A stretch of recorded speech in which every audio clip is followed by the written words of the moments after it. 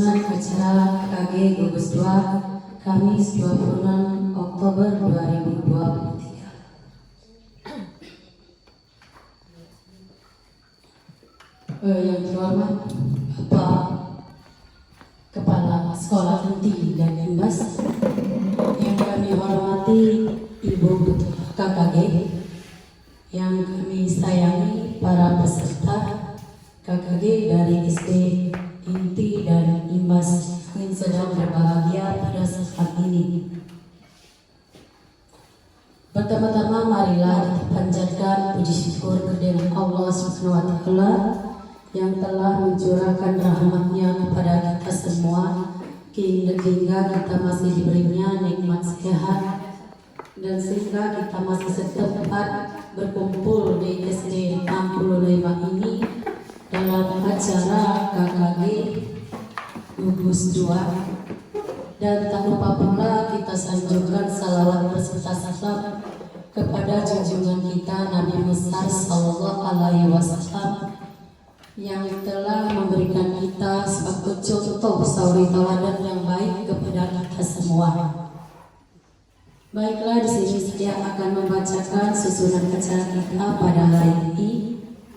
Yang pertama pembukaan, yang kedua kata sambutan kepala sekolah, terus ketua KKG, dan yang ketiga acara inti pembahasan IKN, yang keempat lain-lain yang dianggap perlu, yang kelima penutup.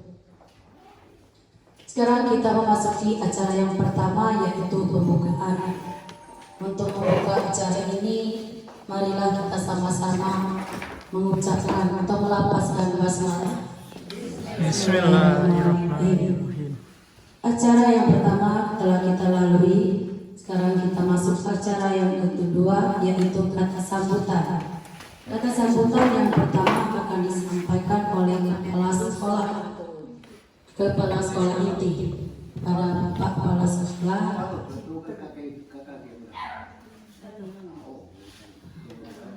Kita putar. Acara yang pertama yaitu kata sambutan dari Ketua KKG. Kami persilakan. Dia ini kan bukannya instansinya program kan KKG. Kalau KKS ketua KKG. Lanjut. Assalamualaikum warahmatullahi wabarakatuh. Waalaikumsalam warahmatullahi wabarakatuh. Yang terhormat Bapak Kepala Sekolah Inti serta Kepala Sekolah Imbas dan Ibu Bapak Guru yang saya hormati. Pertama-tama mari kita panjatkan puji dan syukur kita kepada Allah Subhanahu wa Ta'ala karena berkat rahmat dan hidayahnya kita bisa berkumpul di acara ini dalam keadaan sehat. Terus sebagai ketua saya mengucapkan terima kasih atas kehadiran Bapak Ibu yang cukup ramai. Sudah ke-6 pertemuan ke-6, semakin meningkat. Terus, adapun tujuan kegiatan kita ini adalah yang pertama dari program yang kita buat itu adalah untuk pembuatan PAS atau pembahasan soal PAS. Tetapi karena yang kita kan mengikuti yang KKS-nya belum PAS. Untuk jadwal PAS itu bulan November nanti ya kan Pak? Jadi yang pasnya belum, kita membahas tentang masalah IKN. Karena IKN kan sudah berjalan, sudah 1 semester sudah mau habis kan untuk kelas 1 dan kelas 4. Nah di sini IKN nanti kita dapat narasumbernya dari Pak Andi. Karena Pak Andi dia di SD 65 ini sebagai guru penggerak. Nah mungkin itu saja dari saya ucapkan terima kasih. Oke, terima kasih kepada Ibu Ketua KKG telah menyampaikan beberapa kata kepada kita semua. Sekarang masuk acara kata sambutan dari Kepala Sekolah, Kepala Inti, kami persilakan. Jadi susah muridnya. Di mana pada letak kepala sekolah inti kali. Nah itu dia.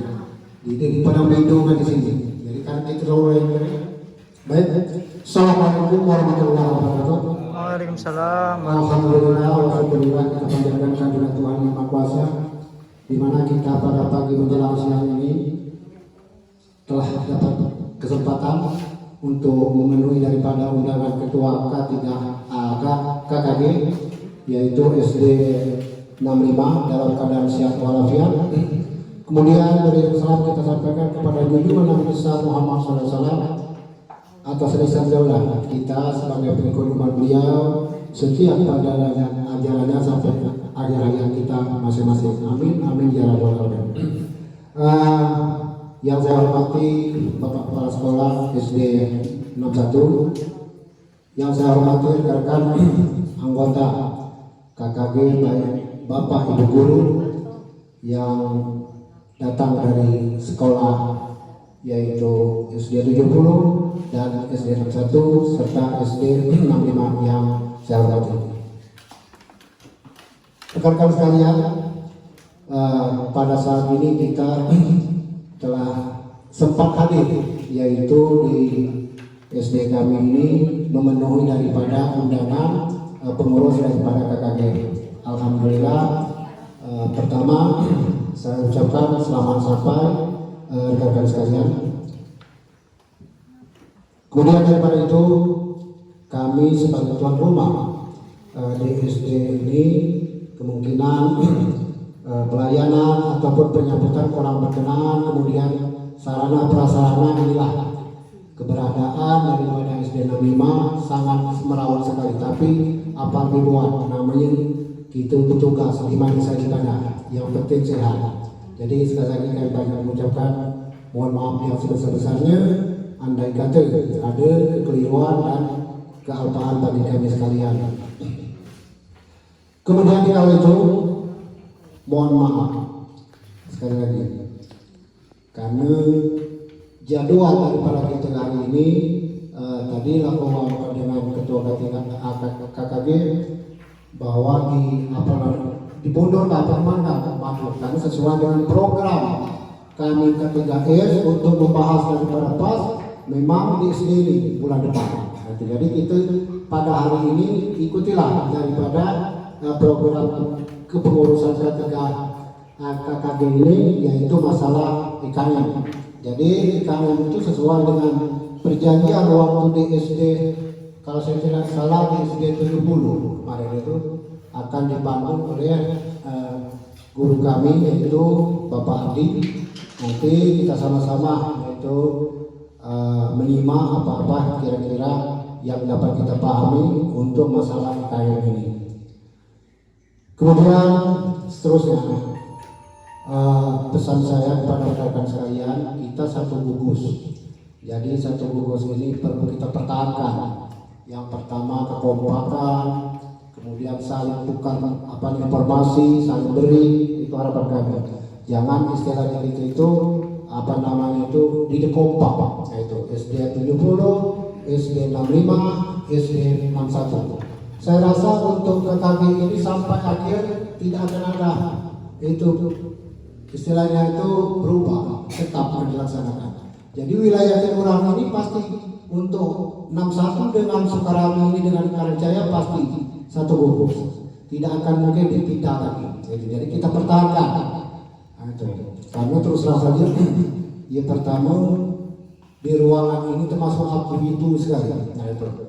Jadi saya harapkan kepada kita semua, mari kita sama-sama mendoakan semoga rekan sekalian nanti itu dalam KKG ini kompak, sehat dan saling memberi daripada informasi, itu harapan kita. Jadi mungkin itu saja yang perlu saya sampaikan sebagai mengawali daripada kegiatan kita ini. Mohon maaf andai kata ada kesalahan atau kekeliruan. Saya akhiri dengan wabillahi taufiq wal hidayah. Wassalamualaikum warahmatullahi wabarakatuh. Waalaikumsalam warahmatullahi wabarakatuh.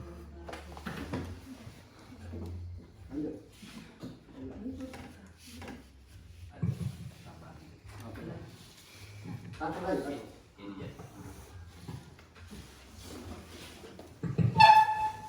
Terima kasih.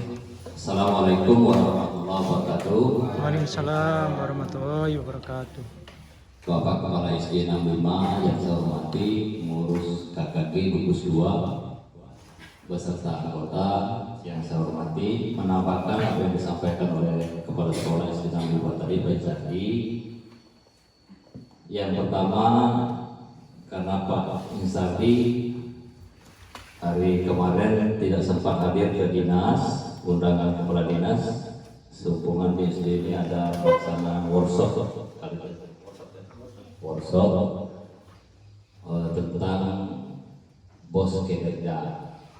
Jadi hasil pertemuan di dinas di aula, di mana penyampaian Bapak Kepala Dinas untuk setiap sekolah itu mengajukan pembelian buku lebih awal dari tahun-tahun sebelumnya.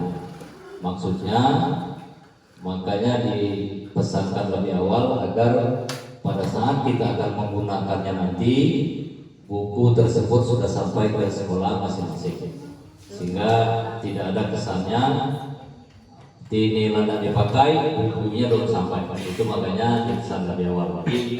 Bagi sekolah yang kemarin itu belum sempat hadir mengikuti undangan Bapak Kepala Dinas, kira-kira begitu ceritanya. Kemudian yang berikutnya ada penyampaian dari pihak bagian kepegawaian bagi yang tadinya mengumpulkan pak secara reguler atau sudah dimasukkan ke bagian pegawaian dari golongan 4A ke bawah agar diambil berkasnya di bagian kepegawaian. Karena orang dinas itu minta bantu untuk menyeken dari Pak itu, bertulungan ketua dinas. Kalau takutnya ke 31 Desember itu dia selesai. Nah, jadi berkasnya tadi kita ambil, minta di bagian kepegawaian itu batak balik mulai di scan di PDFK, kemudian dibuat file, masuk lagi. Nah, namun yang untuk bagian pemeriksaan kita ke Durang Ilir ini belum keluar. Namun ke Durang Mulu kemarinlah keluar waktu meriksa Pak itu Pak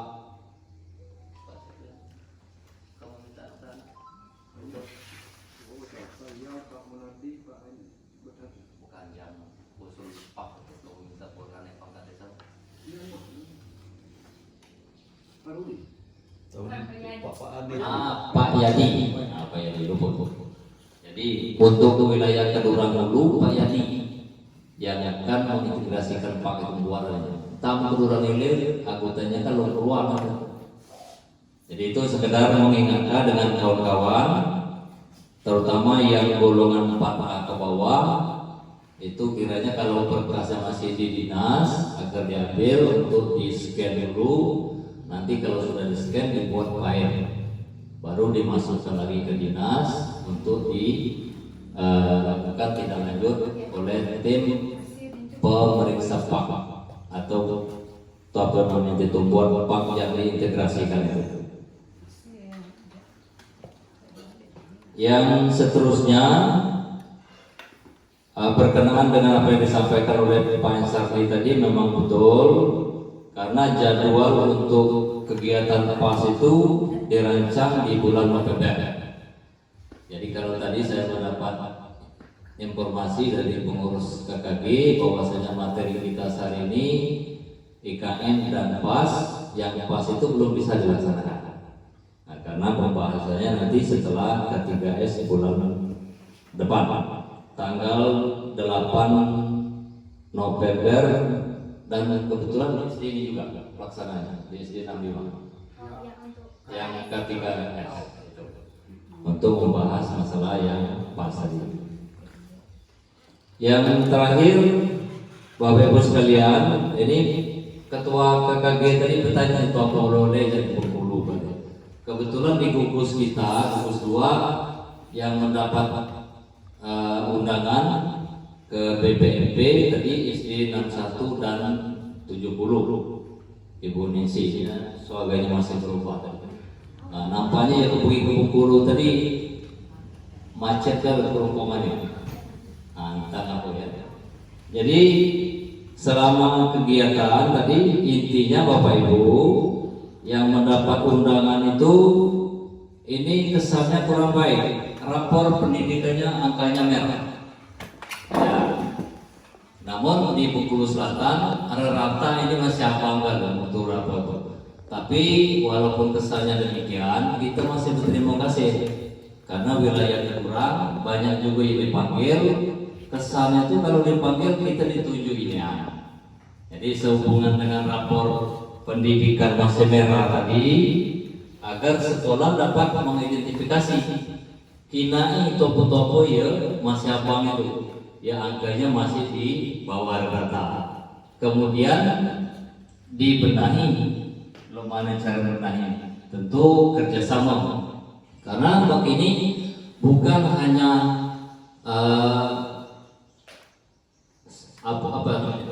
operator dan kepala sekolah yang bisa membuka rapor itu, namun semua guru sudah bisa membuka rapor untuk pendidikan di sekolahnya masing-masing. Tanya ke operator tolingnya untuk membuka itu. Ini. Jadi kalau saya menangkap yang pertama perlu kita budayakan di sekolah kita itu agar anak-anak kita ditanamkan, dibiasakan untuk membaca 15 menit sebelum pembelajaran. Jadi anak-anak sebelum pembelajaran itu dibiasakan membaca budaya 15 menit. Baca buku apa gini, yang penting dia baca itu melancarkan dari literasi membaca itu. Nah, kemudian nanti dikembangkan, aku kira kalau di sekolah ini Pak Adi lebih tahu lagi masalah karena lalu lulus guru penggerak masalah IKM. Kemudian di SD 70 Ibu Nancy kemarin yang mewakili dengan Bu Tanti wakil dari Pak Sekolah. Jadi itu saya kira secara singkat saya sampaikan, menambahkan dari Pak Esari tadi. Terima kasih. Wassalamualaikum warahmatullahi wabarakatuh. Waalaikumsalam warahmatullahi wabarakatuh.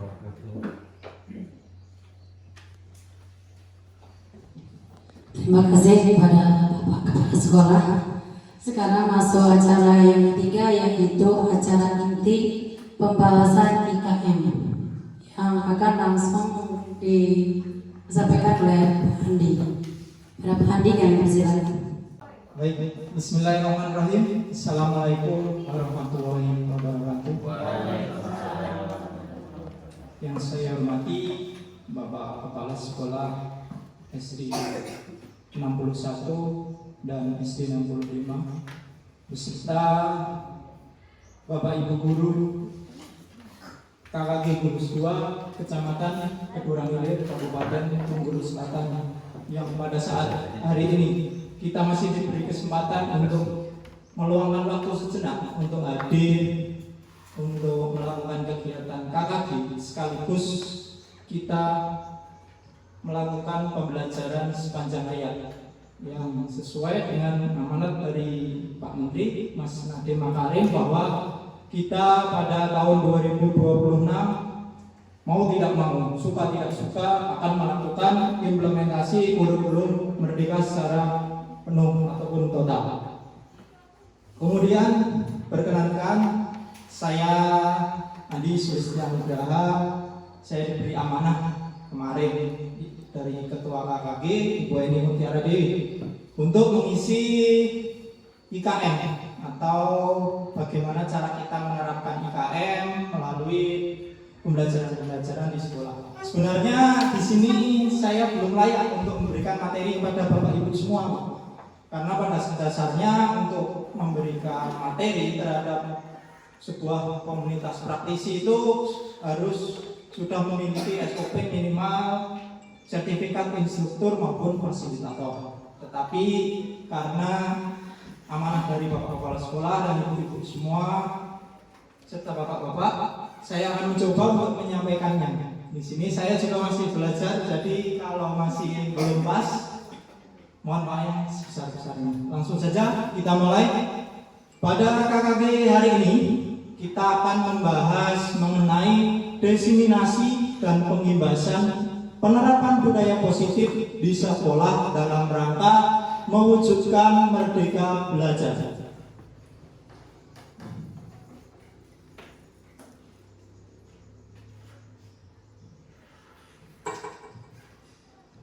Kemudian yang berikutnya yaitu pada kegiatan ini kita semua menyebarkan pemahaman dan penerapan pengalaman budaya positif. Oleh saya, Andi Sulistia Nugraha, SD Negeri 65 Bengkulu Selatan, calon guru penggerak Angkatan 9 Kabupaten Bengkulu Selatan. Sebelum memulai acara pengimbasan kita ada sedikit puisi dari Bapak Pendidikan yaitu Bapak Ki Hajar Dewantoro. Izinkan saya untuk menyampaikan puisi beliau. Kau tunaikan janji bakti pada Ibu Pertiwi. Kau tumbuhkan gelora cinta tanah air. Kau suarakan pendidikan sebagai solusi. Kau tengahi bangsa dengan gagah berani berdiri menjadi bapak negeri yang berharap kebaikan untuk anak bangsa. Semangat menjunjung pendidikan sebagai fondasi. Tak luput, terus kau jadikan solusi agar anak negeri tak terbebani pada sengsara diri, pada pusaran yang tak berarti. Kau antar kami ke lentera sejarah ilmu, ke dunia yang tak semu. Dengan bingkai pendidikan, kau bawa kami dengan harapan menuju kebaikan. Ciptaan Ki Hajar Dewantoro.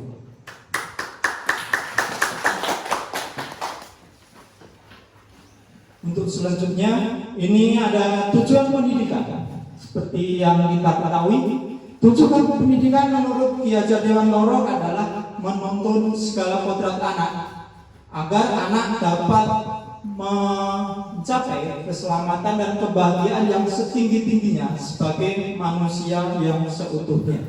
Oleh sebab itu, kita sebagai pendidik ini bukan zamanlah lagi kita kalau menuntut siswa, tetapi pada saat ini kalau sesuai filosofi Ki Hajar Dewantoro, kita sebagai guru ini hanya memfasilitasi saja ataupun menuntun tumbuh kembang anak.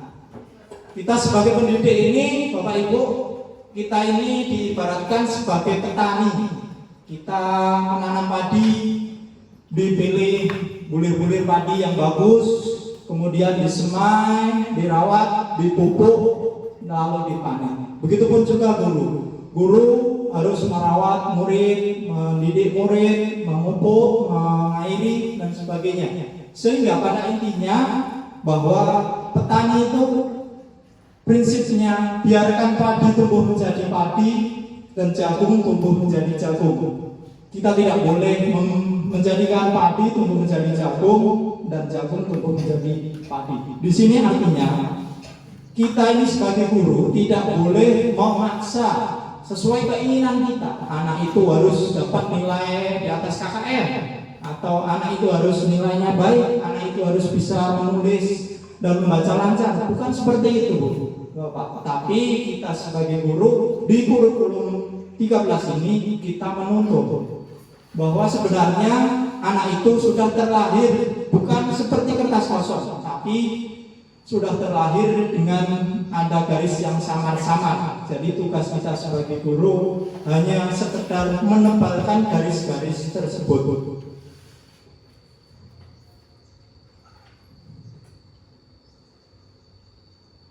Kemudian budaya positif.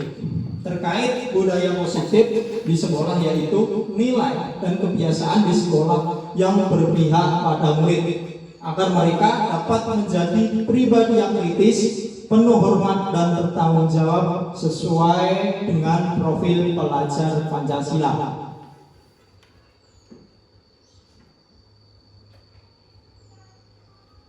Pada konsep budaya positif ini ada beberapa tahapan.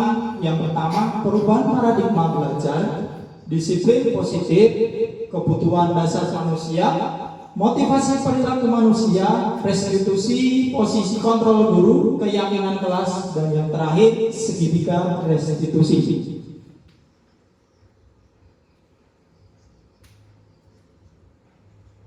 Perubahan paradigma belajar dalam membangun budaya disiplin di sekolah ini, kita sebagai guru tidak dapat serta-merta melakukan kegiatan ini secara sendirian, Bapak. Tentu adanya kolaborasi antara kepala sekolah, guru. Pengibasan kali ini ada sedikit perumpamaan, misalnya yang ini Anda dan teman Anda akan melakukan kegiatan cobalah buka. Anda adalah A, tugas Anda adalah mengepalkan salah satu tangan Anda. Coba Anda bayangkan, Anda menyimpan sesuatu yang sangat berharga di dalam kepalan tangan Anda. Mari Bapak Ibu kita saling berefleksi. Anda perlu menjaga benda tersebut sekuat tenaga Anda, karena begitu pentingnya untuk kehidupan Anda. Sedangkan tugas B atau rekan Anda adalah mencoba dengan segala cara untuk membuka kepalan tangan Anda. Teman Anda B boleh membujuk, menghardik, mengintimidasi, memarahi, menggoda, mengelitik, bahkan menawari Anda uang agar Anda bersedia membuka kepala tangan Anda. Dari ilustrasi ini bahwa kita sebagai pendidik ini tentu dalam melakukan pendidikan banyak halangan dan tantangan, rintangan.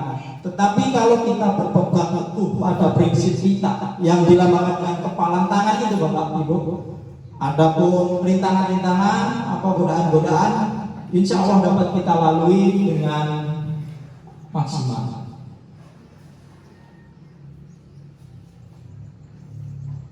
Kemudian menginjak pada paradigma belajar. Perubahan paradigma teori kontrol, ilustrasi kontrol menurut Dr. William Glasser ada 4, yaitu ilusi guru mengontrol murid, ilusi bahwa semua pemuatan efektif dan bermanfaat, ilusi bahwa kritik dan membuat orang merasa bersalah dapat menguatkan karakter, ilusi bahwa orang dewasa memiliki hak untuk memaksa. Kemudian selanjutnya disiplin positif. Apa makna dari disiplin? Kita memaknai sebuah disiplin. Tentu kalau kita mengajar dengan murid, saya pernah bertanya, apa disiplin itu anak-anak? Yang dipikirkan anak-anak pasti kalau disiplin itu sebuah aturan. Sebuah aturan yang harus kita patuhi. Kalau tidak kita patuhi, pasti nanti dapat hukuman dari guru. Tetapi bukan hanya itu saja Bapak Ibu, bahwa disiplin ini adalah budaya kita. Makna disiplin telah berubah menjadi sesuatu yang dilakukan seorang pada orang lain untuk mendapat kepatuhan. Kecenderungan umum adalah menghubungkan kata disiplin dengan ketidaknyamanan, bukan dengan apa yang kita hargai, pencapaian tujuan mulia. Kesimpulannya, disiplin adalah kemampuan memerintah diri sendiri dalam mengontrol dan menguasai diri untuk memilih tindakan mengacu pada nilai-nilai yang kita hargai dengan penuh tanggung jawab tanpa terperintah orang lain. Nilai yang kita hargai adalah nilai kebajikan, yaitu nilai-nilai dalam profil pelajar Pancasila yang sangat sesuai dengan kegiatan kurikulum merdeka ini.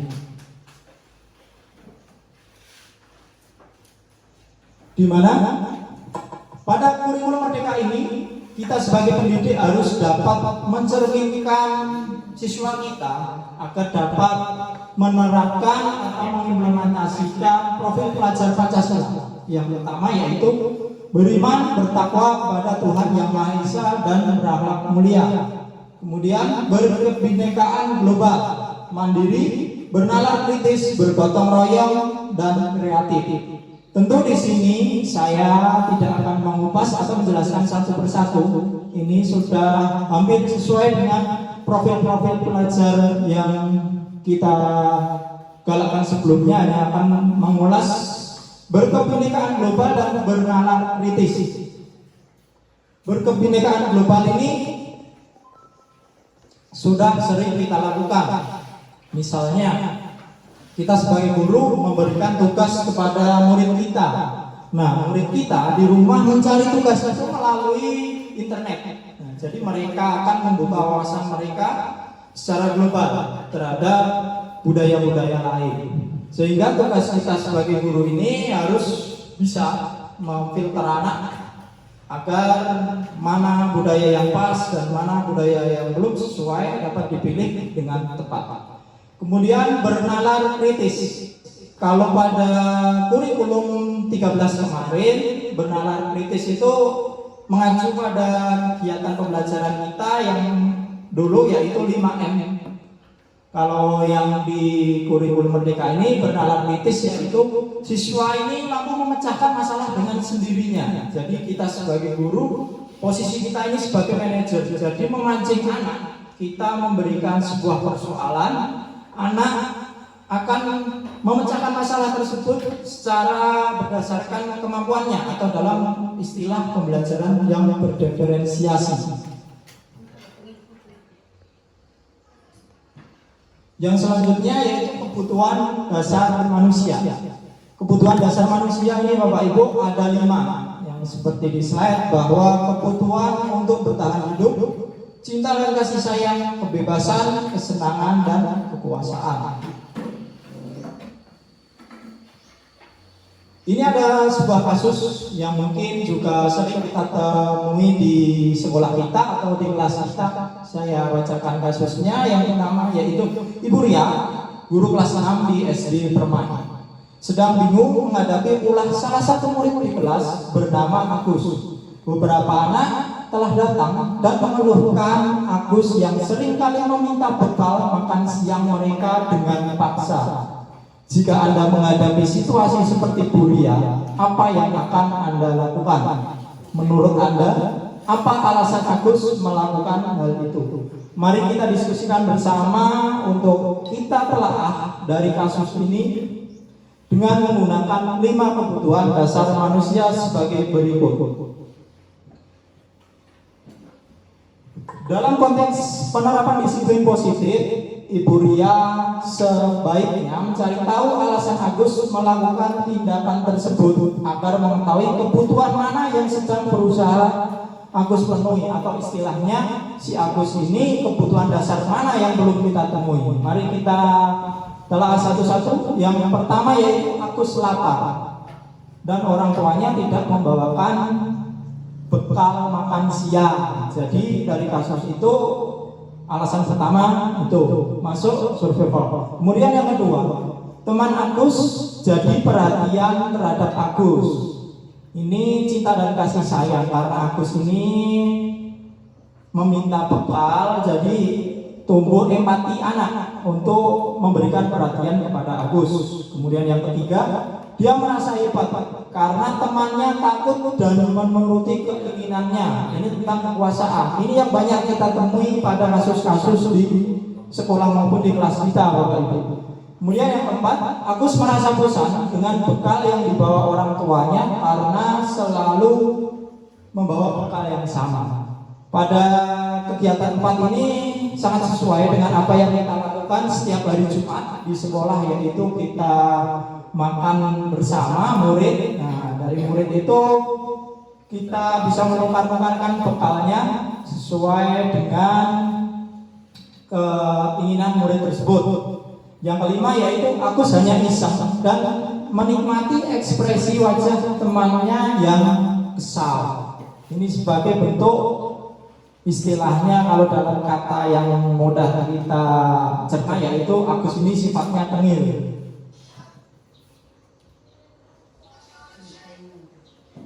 Kemudian teori motivasi manusia ini ada 3. Untuk menghindari ketidaknyamanan, hukuman apa yang akan terjadi apabila saya tidak melakukannya. Ini motivasi eksternal, motivasi dari luar.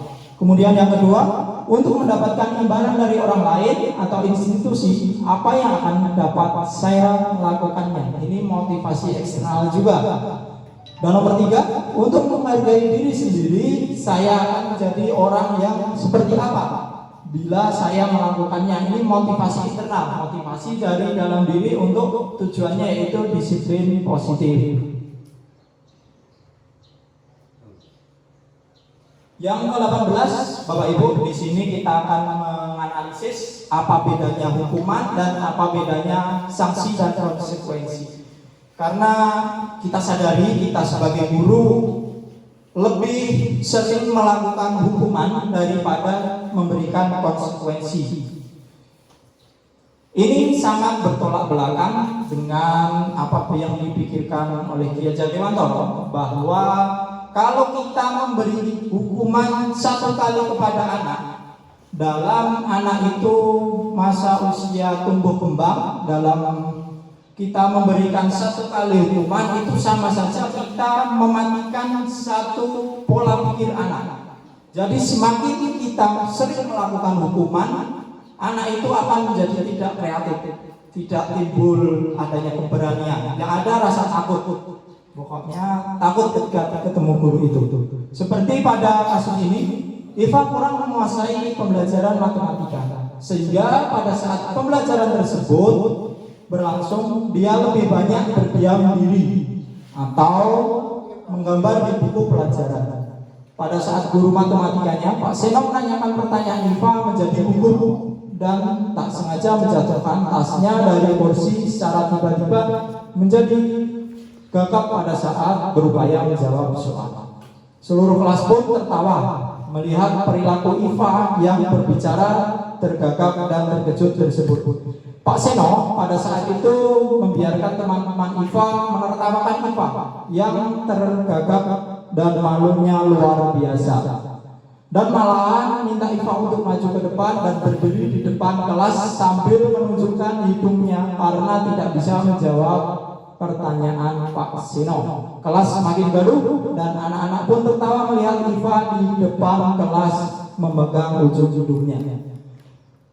Kita dapat pahami bersama bahwa yang dilakukan Pak Seno ini belum sesuai dengan apa yang kita harapkan.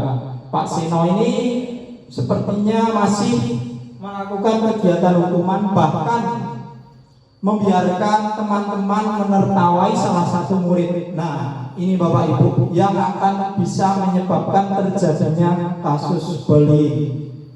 Bahwa kita sebagai pendidik ini, kalau di dalam kelas saat pelajaran ada murid yang tidak bisa, tetapi kita membiarkan teman-teman lain menertawakannya secara tidak sengaja, akan mempengaruhi faktor psikologis murid yang ditertawakan itu. Ini merupakan faktor yang akan menyebabkan timbulnya kasus bullying. Kemudian mari berlatih kita membedakan hukuman atau konsekuensi. Konsekuensi yaitu kegiatan yang kita lakukan untuk memberikan efek jera kepada anak, tetapi masih berhubungan dengan kesalahan yang dibuat. Tapi kalau hukuman itu semau kita atau secara tidak langsung, secara tanpa sadar, misal ada anak masuk terlambat, langsung kita suruh berdiri di depan tiang bendera, itu merupakan hukuman. Lanjut dari ada kasus nomor 1, lari mengelilingi lapangan basket 2 kali karena terlambat hadir sekolah. Bapak Ibu, ini termasuk hukuman atau konsekuensi? Hukuman, betul, hukuman. Kemudian nomor 2, membersihkan coretan yang dibuat di meja tulis.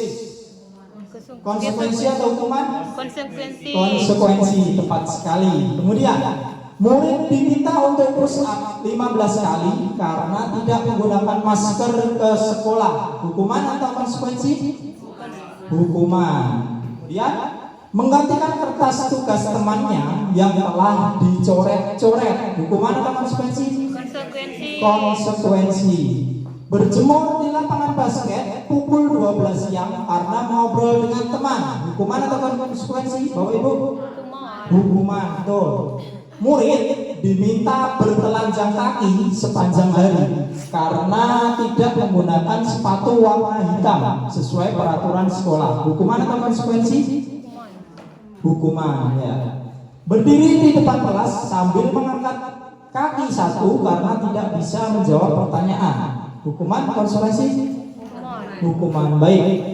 Bapak Ibu, kita semua sudah berusaha untuk menganalisis mana yang hukuman dan mana yang konsekuensi. Harapannya setelah kita melakukan pembebasan hari ini, kita sebagai pendidik untuk berusaha sedikit demi sedikit memulai dari diri kita untuk menghindari hukuman itu kepada anak, tetapi lebih kita memberikan konsekuensi.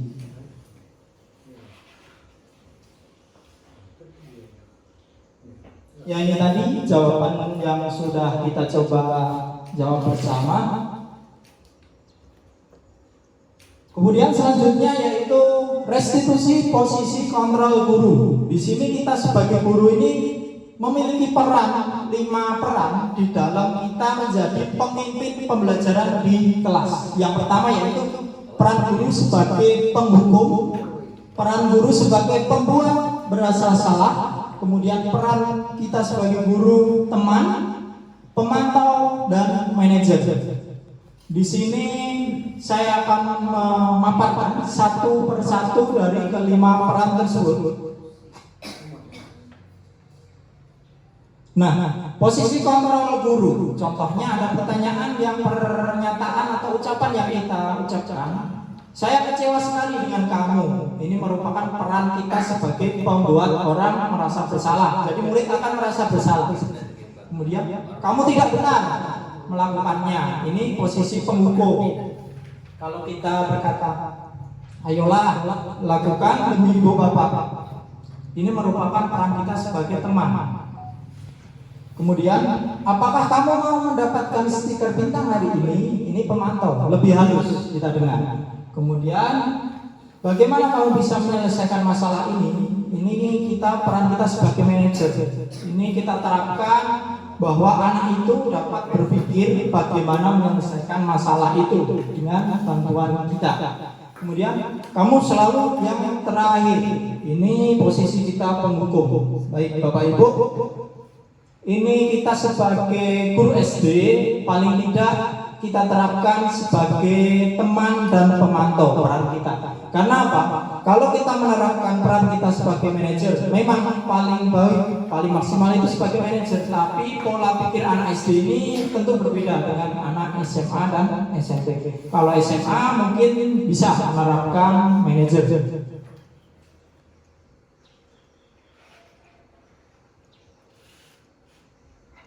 Baik Bapak Ibu, ini ada sedikit contoh video bagaimana peran guru. Ada 5 peran guru di dalam video ini. Nanti kita bisa menganalisis bedanya satu per satu.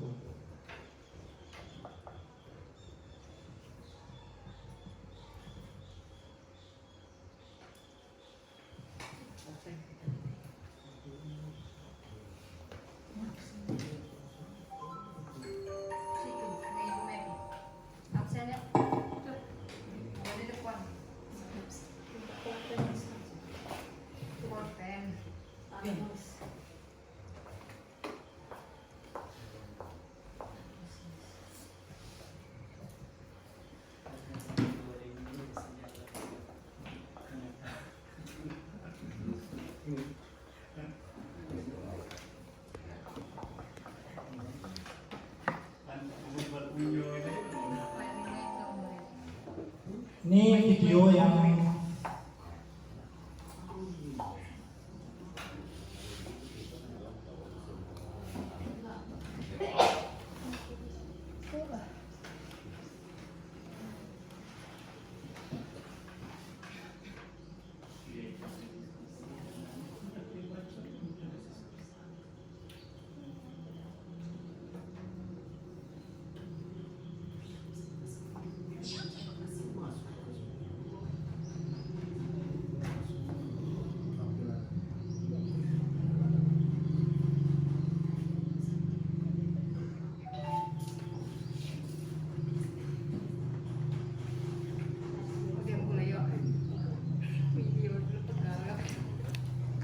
baik Bapak Ibu, untuk kita tunggu pemutaran videonya.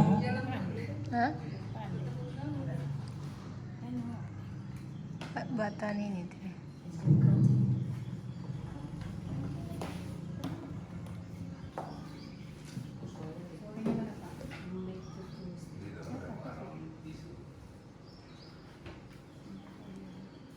Ini tidak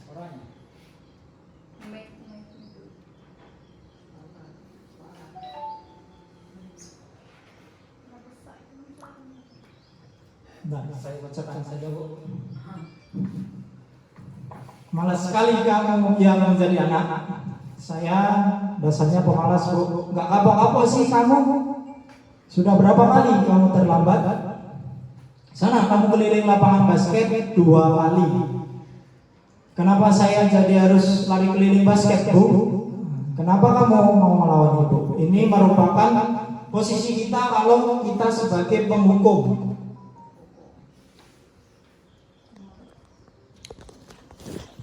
Kemudian posisi pembuat merasa bersalah.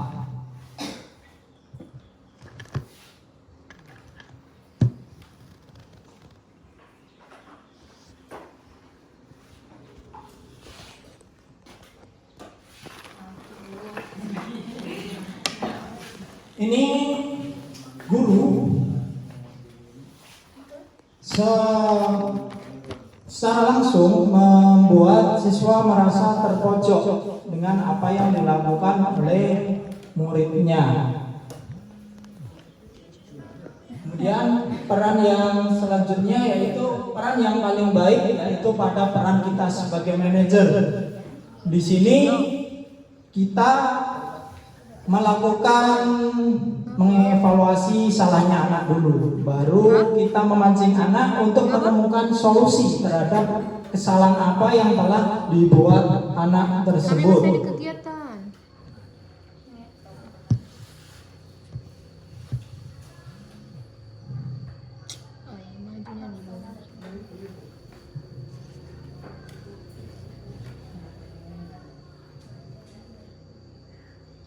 Mas yang kemarin, menit durang kita yang terlambat.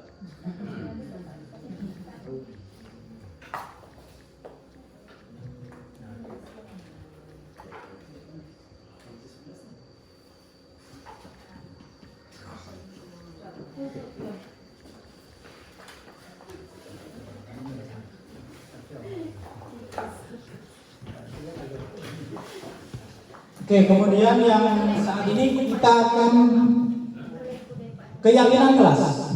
Keyakinan kelas adalah nilai kebajikan atau prinsip universal yang kita sepakati bersama dengan murid kita. Kalau pada kurikulum 13 kemarin, keyakinan kelas ini lebih ke peraturan kelas. Tapi pada kurikulum yang saat ini kita buatnya menjadi keyakinan kelas. Karena kalau peraturan narkoba, kesehatan, bergantian atau menunggu giliran, ini menghormati orang lain dan kesabaran, gunakan masker, kesehatan dan keselamatan, jangan berlari di kelas atau koridor, ini keselamatan dan keamanan. Dalam rangka kita membentuk keyakinan kelas kita bersama murid-murid, yang pertama yaitu keyakinan kelas ini harus bersifat abstrak, konkret, dan mudah dipahami murid. Kemudian keyakinan kelas berupa kesepakatan universal. Kalau kemarin Bapak Ibu, saya mencoba membuat keyakinan kelas ini dengan menggunakan kertas sticky notes yang saya bagikan kepada satu murid saya, itu satu, untuk menuliskan keyakinan kelas yang seperti apa yang mereka inginkan. Karena tindakan kita ini sebagai bentuk mewujudkan kemerdekaan belajar kepada anak, sekaligus menciptakan pembelajaran yang ramah anak. Nah, pada saat itu anak menuliskan satu persatu lalu ditempelkan di depan, dan kebetulan kertasnya itu masih ada. Jadi ditemui kesepakatan sebanyak 7 kesepakatan kelas yang sudah kami susun. Tentang narkoba, kesehatan, bergantian atau menunggu giliran, ini menghormati orang lain dan kesabaran, gunakan masker, kesehatan dan keselamatan, jangan berlari di kelas atau koridor, ini keselamatan dan keamanan. Dalam rangka kita membentuk keyakinan kelas kita bersama murid-murid, yang pertama yaitu keyakinan kelas ini harus bersifat abstrak, konkret, dan mudah dipahami murid. Kemudian keyakinan kelas berupa kesepakatan universal. Kalau kemarin Bapak Ibu, saya mencoba membuat keyakinan kelas ini dengan menggunakan kertas sticky notes yang saya bagikan kepada satu murid saya itu satu untuk menuliskan keyakinan kelas yang seperti apa yang mereka inginkan.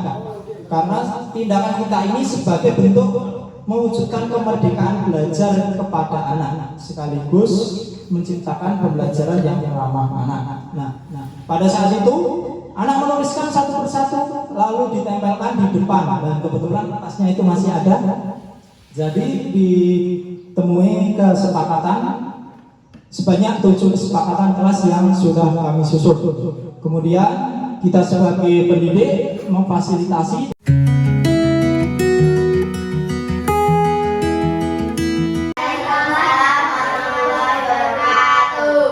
Selamat siang anak-anak kelas 6. Pada kesempatan ini kita akan berdiskusi terkait apa keyakinan kelas kita. Sebelum kita melakukan diskusi kali ini, Pak Andi putarkan dulu video terkait keyakinan kelas. Mari kita simak bersama.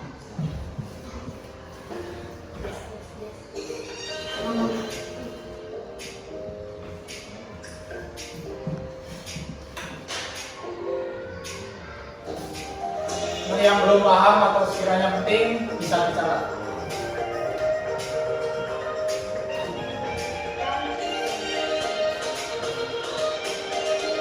Latar belakang kita melakukan keyakinan kelas yaitu mewujudkan kelas yang aman, nyaman, dan menyenangkan.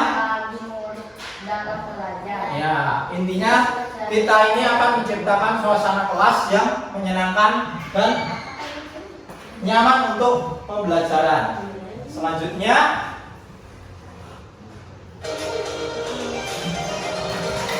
kita mati dulu video di depan.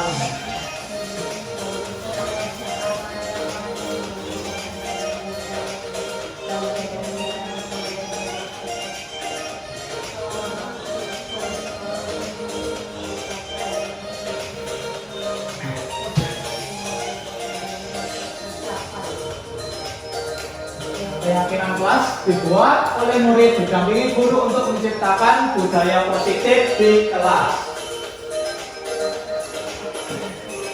Nah, ini nanti kegiatan yang akan kita lakukan. Anak-anak menuliskan keyakinan kelas di dalam sticky note ini, kemudian ditempelkan pada kertas yang Pak Andi sediakan.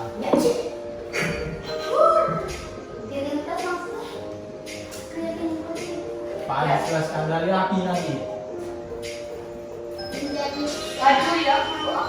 Misal umpan balik keyakinan kelas seperti itu nanti.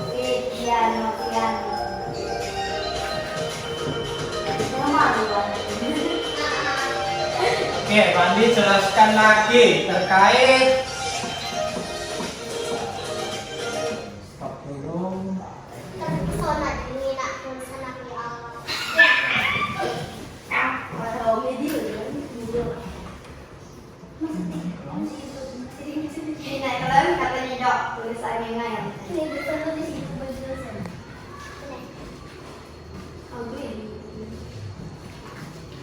Sudah terlihat. Nah, ini merupakan contoh keyakinan kelas pada kelas kita. Nah, jadi anak-anak nantinya dapat menuliskan keyakinan kelas ke dalam kertas yang sudah Pak Andi sediakan. Ijang galau boleh ketemu ijang galau. Jangan sampai menulis nih. Nggak boleh. Dua pernah ada dua. Dua sudah ada. Tulis satu lembar saja.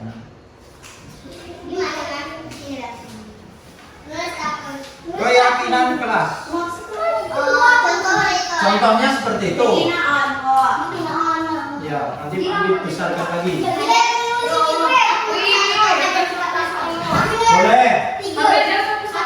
Boleh dibuat sendiri ditambah boleh. Ini merupakan contoh. Jadi anak-anak ini contoh anak-anak bisa menambahkan lagi sesuai. Boleh dilepas. Kalau kurang ambillah di sini. Boleh ditambah. Oh ya, silakan mulai. Tuliskan satu saja di dalam kertas itu. tuliskan. Bom, jangan sampai salah. Yang ada lemnya yang atas. Nah, tulisnya aku. Bapak tuliskan. Nah, sini tulisnya. Bapak sini. Bukan yang itu, Pak. Ya, sini. Buat satu. Terserah, buat salah satu. Boleh. Ini contohnya. Ini boleh boleh, Pak. Boleh.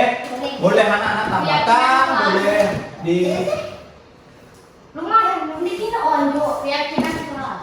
satu saja. Satu. Langsung buat. Ada sesuatu. Apa ya? Wih, jangan di kelas tuh, aku enggak nomor buat. Ayo, tambah, ditambah boleh. Pak, nomor 6 itu apa di situ, Pak? Karena kerja. Dicek, boleh sambil dicek. Tidak berkelanjut. Untuk Kamu nomor berapa deh? buat ini. Be. Bisa ibu kok dikira. Masa apa lagi? Ini nomor berapa? Ulang-ulang ini masih banyak. Pak, boleh ini nomor depan? Bisa tuh. Boleh. Nomor Yo, aku itu kali. sama aku. Aku suka ngomongin Aku kamu. bodoh. Ya, cepat. Ya, Pak nih, Pak. Ini dua ini. Ya, dibuat. Dibuat. Aku nomor 3, Pak. Dibuat. Aku nomor 7, Pak. Aku nomor 3 dibuat. Ayo langsung buat. Satu dah, tuliskan satu saja. Yo,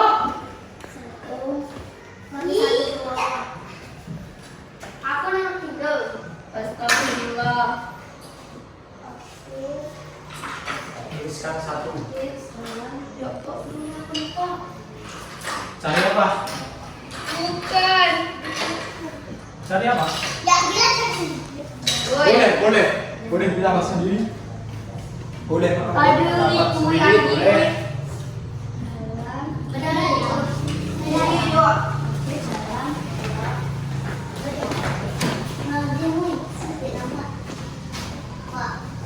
Oke.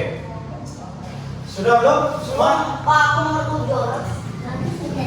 Kami cari apa? Cari apa?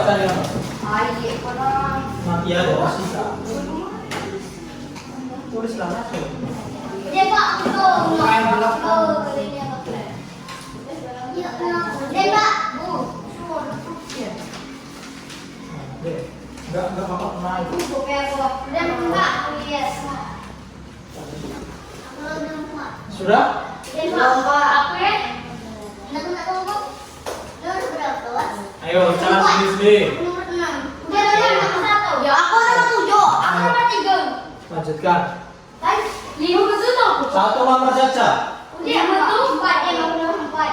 Nomor 5 itu apa? Ayo nomor 4. Aku deh. Aku nomor 3. Aku 4. Nomor 5 Pak.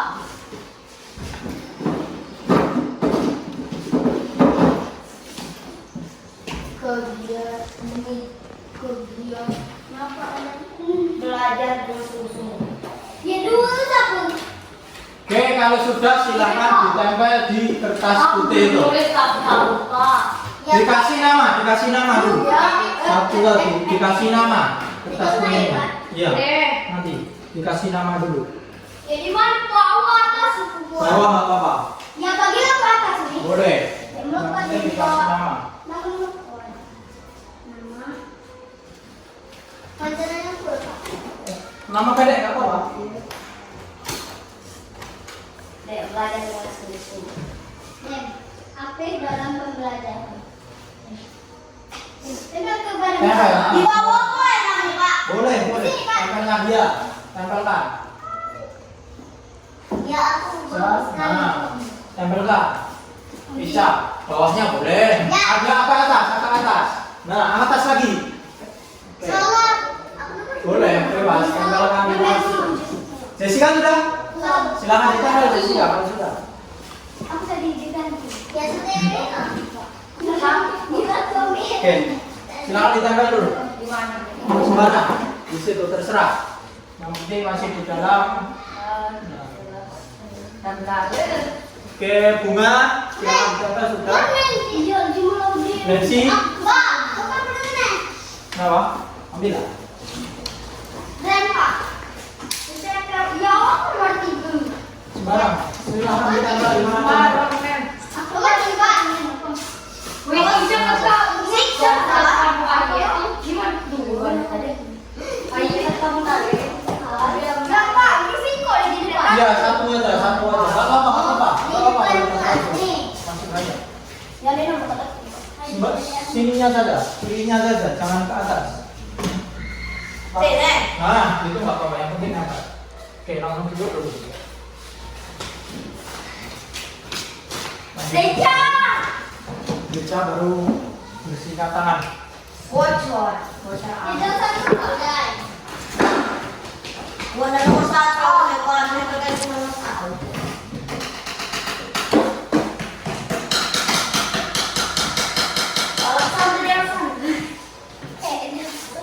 Oke, siapa kurang nunggu Jessica? Ada 1, 2, 3. Ini tadi siapa yang belum dikasih nama? Kasih dulu namanya. Diberi nama dulu. Aku bang beda.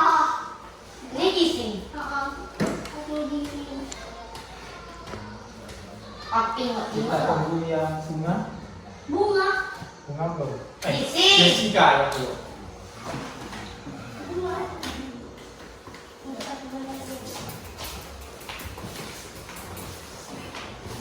Siapa ada senyum? Ya belum puas kok. Ya Allah. Oh di depan. Deh. Yang di depan. Ada yang depan. Ambil. Kasih minyak.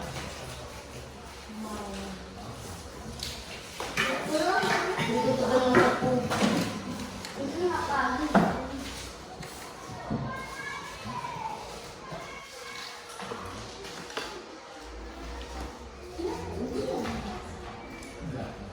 Minus 1 butir. Jessica, silakan dulu.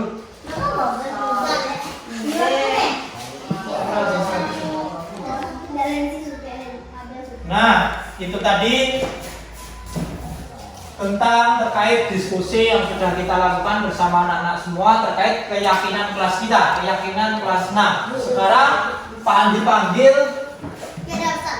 dari Abel Julisa. Silakan maju, dibaca terkait kertas yang Abel tuliskan tadi. Silakan maju Abel. Ini lihat di sini. Keluar sini Pak. Ya, dibaca Ya. di situ. Dibaca. Ngadep sini. Boleh menghadap situ, boleh menghadap ke teman-temannya. Sudah. Ayo silakan Abel. Ya, keyakinan kelas yang Abel tuliskan tadi apa? Dibaca Abel. Belajar dengan sungguh-sungguh. Belajar dengan sungguh-sungguh. Silakan duduk Abel. Kemudian Lensi Kornia. Lensi Kornia. Nanti sudah menuliskan apa? Menjaga kebersihan kelas dan sekolah. Oke, menjaga kebersihan kelas dan sekolah. Selanjutnya Jessica. Silakan maju Jessica. Jessica. Hadir tepat waktu sebagai anak murid dan juga tertib. Ya, hadir tepat waktu sebagai anak murid dan tertib. Selanjutnya Deca. Silakan maju Deca. Satu, hadir tepat waktu. Ya, jawaban Deca dan jawaban Jessica hampir sama. Selanjutnya Bunga, yaitu hadir tepat waktu. Aktif dalam belajar. Baik, aktif dalam pembelajaran. Itu tadi jawaban dari Bunga. Selanjutnya Ica Kaila Putri. Berdoa sebelum belajar. Berdoa sebelum belajar. Baik. Ini tadi sudah Pak Andi baca juga. Yang pertama keyakinan kelas dari Abel, belajar dengan sungguh-sungguh. Kemudian Lensi Kornia menjaga kebersihan kelas dan sekolah. Kemudian Jessica keyakinan kelasnya hadir tepat waktu sebagai anak murid dan juga tertib. Kemudian Deca hadir tepat waktu. Bunga aktif dalam pembelajaran. Eca Kaila Putri yaitu berdoa sebelum belajar. Nah, dari keyakinan-keyakinan kelas ini kita jadikan keyakinan kelas untuk kita sepakati bersama di kelas 6 ini. Setuju tidak? Ya, kalau sudah setuju berarti ini merupakan keyakinan-keyakinan yang anak-anak tuliskan dan kita sepakati bersama.